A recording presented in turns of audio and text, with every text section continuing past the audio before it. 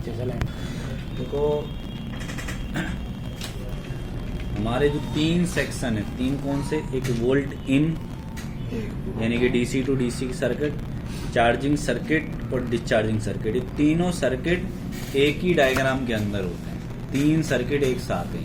मतलब अगर हम उस पर भी डायग्राम देखेंगे ना जब बोर्ड का, तो वो तीनों सर्किट ना उसी के अंदर मिलेगा।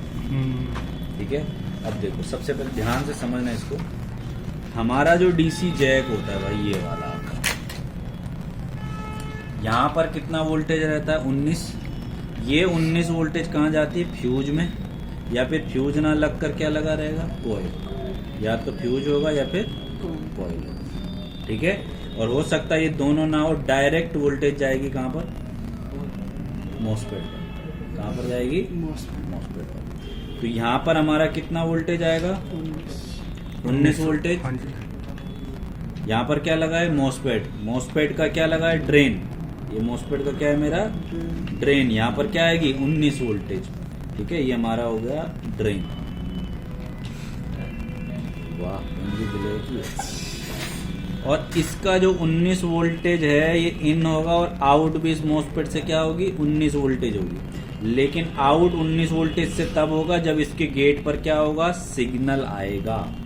अच्छा, इसके गेट पर क्या आएगा, सिग्नल आएगा। और गेट पर सिग्नल कहाँ से आ रहा है, चार्जिंग आईसी से। चार्जिंग आईसी से। ठीक, अब अगर हमारा जो चार्जिंग आईसी है गेट पर सिग्नल कब देगा, जब इसको खुद वोल्टेज मिलेगा।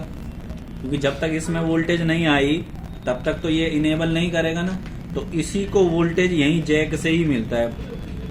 डिवाइडर सर्किट इन रजिस्टरों के थ्रू इस आईसी को क्या दिया जाता है, वोल्टेज दिया जाता है इस आईसी को चलाने के लिए। क्योंकि जब ये आईसी चलेगी तभी जाकर, मारूंगा भी तेरे को, CMD.exe। इस आईसी को जब वोल्टेज मिलता है यहाँ जैक से, तब जाकर ये क्या करता है, गेट को इनेबल करता है। मतलब इस लाइन का ठीक होना भी जरूरी है।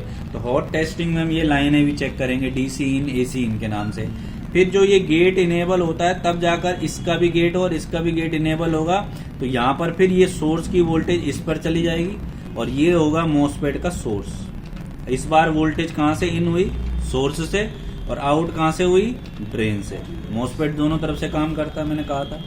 सोर्स से इन होगा तो ड्रेन से क्या हो जाएगा, आउट। और ये वोल्टेज हमारी कहाँ जाएगी, सीधा सीधा एक रजिस्टर पर। और इसी रजिस्टर को हम बोलते हैं क्या, कॉमन पॉइंट। ये हमारा क्या होता है, कॉमन पॉइंट। कॉमन पॉइंट इसलिए क्योंकि इसी पॉइंट पर हमारी जो वोल्टेज आएगी वो कहाँ से आएगी, बैटरी सर्किट से। बैटरी सर्किट से भी जो वोल्टेज आएगा वो इसी पर आएगा। लेकिन जो बैटरी सर्किट है, बैटरी का जो कनेक्टर है वहां से लगा होगा एक बीच में क्या, मॉसफेट। इनपुट में हो सकता है फ्यूज कॉइल हो, जैसे यहाँ था। ठीक है, तो यहाँ पर भी हमारी वोल्टेज आएगी, वो आएगी 10 से 12, क्योंकि जितना बैटरी हमारी चार्ज होगी। ठीक है, 10 से 12 वोल्टेज, और उसके बाद यहाँ से आउट होगा इस कॉमन पॉइंट पे। तो जिस समय हमारा चार्जर हटा होगा उस समय इस सर्किट से हमारा बोर्ड चलता है पूरा, क्योंकि यही कॉमन पॉइंट सभी जगह वोल्टेज देता है। और जिस समय मैं चार्जर लगाता हूँ तो ये वोल्टेज कट हो जाती है। ये वोल्टेज कट हो जाती है तो ये ब्लॉक हो जाता है। उस समय सिर्फ ये वोल्टेज और ये वोल्टेज चल रही होती है, क्योंकि ज्यादा वोल्टेज है ना ये, तो ये वाली वोल्टेज चलती है। तो ये वाली वोल्टेज से हमारा बोर्ड क्या होता है, रन होता है। और यही वोल्टेज हमारी कहाँ जाती है, चार्जिंग सर्किट पर भी जाती है, जहां पर हमारा इनपुट में 19 वोल्ट और आउटपुट में हमारा जो बैटरी सर्किट के लिए वोल्टेज जाता है। तो हमारा यहाँ इन होगा और यहाँ से क्या होगा, आउट होगा। ये हमारा कौन सा सर्किट रहेगा, चार्जिंग सर्किट। चार्जिंग सर्किट का। ठीक है, लेकिन ये सर्किट सिर्फ जब चार्जर लगाओ तो उस समय सिर्फ ये लाइन चलती है और ये वाली लाइन चलती है, ये वाली लाइन नहीं चलती। जैसे चार्जर हटता है तुरंत ये वाली लाइन चालू हो जाती है। ये डिस्चार्जिंग है, मतलब ये बैटरी को क्या कर रहा है, डिस्चार्ज कर रहा है, और ये बैटरी को क्या कर रहा है, चार्ज और प्लस लैपटॉप को बैटरी से चला रहा है। ठीक है, चार्जर से।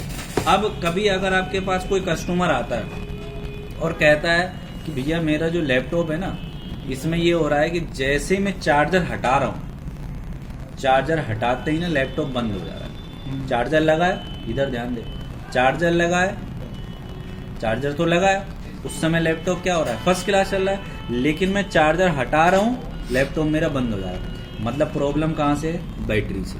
तो सबसे पहले तुम क्या करोगे, दूसरा बैटरी लगाओगे। दूसरा बैटरी लगाने के बाद भी सेम दिक्कत है कि चार्जर हटाते लैपटॉप क्या हो जा रहा है, बंद हो जा रहा है। मतलब ये वाला सर्किट मेरा काम नहीं कर रहा, मुझे ये मॉसफेट चेक करना है। और अगर मेरा लैपटॉप बैटरी से तो चल रहा है लेकिन जब मैं चार्जर लगा रहा हूँ तो चार्जर से सप्लाई चार्जिंग की नहीं ले रहा है, तो ये वाला सर्किट खराब हो सकता है और ये वाला सर्किट खराब हो सकता है। तो ये मॉसफेट और ये मॉसफेट चेक करना पड़ेगा। और अगर सारे मॉसफेट वगैरह सब कुछ सही है, कोई लाइन शॉर्ट वगैरह नहीं है, फिर भी आपका दिक्कत हो रहा है, यहाँ से आउट नहीं हो रहा था, ये यहाँ से आउट नहीं हो रहा, तो फॉल्ट कहाँ है? Charging IC. तो चार्जिंग आईसी भी उसी सर्किट के पास रहेगा। पहले जैसा तो वही चीज हमने इस पर भी लिखा है।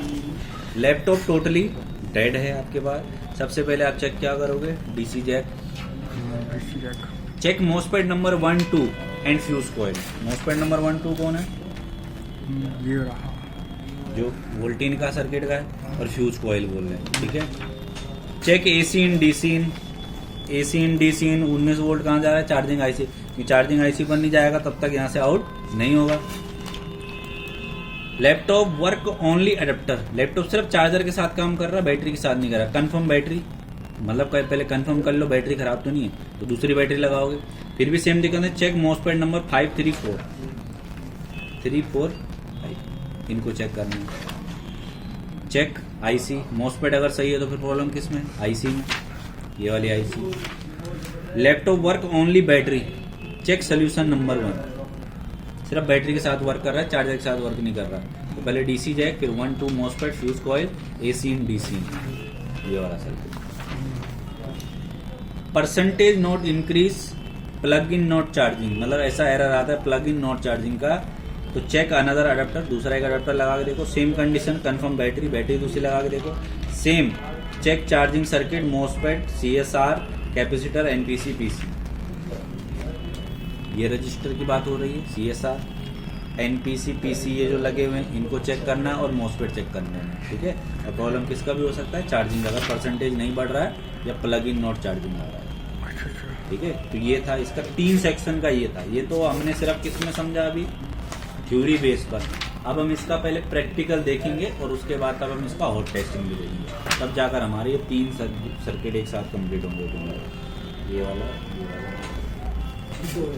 तो अभी हम पहले लैपटॉप लावे के उसी में डायग्राम करते हैं।